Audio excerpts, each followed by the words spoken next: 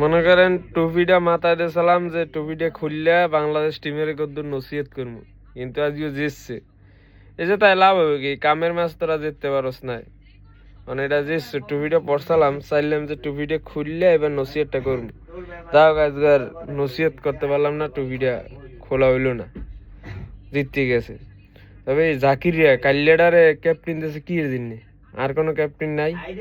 নুরুলের মতো অভিজ্ঞ প্লেয়ার, তাসকিনের মতো এত ভালো প্লেয়ার থুইয়াও জাকিরিয়ার ক্যাপ্টেন্সি দিয়ে জাকিরিয়ার খেলাটা নষ্ট করছে।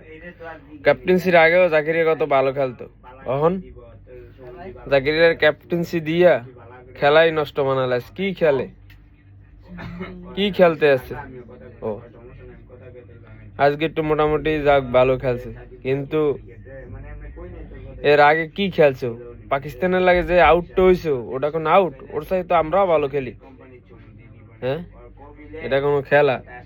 কপালটা ভালো আজ জিতছো, নাইলে মনে কর টুইটা খুললে বরিশালে বাসায় নসিহত করতাম তোকে। তাক জিতছো, ভালো করছো, জিতছো, আরো যে সমস্যা নাই, তোরা দেশে যাইস না, তোকে মতো প্লেয়ার লাগবে না। এখনো যদি আমরা খেলি, এখনো যদি খেলি তোকে যে ভালো খেলবো।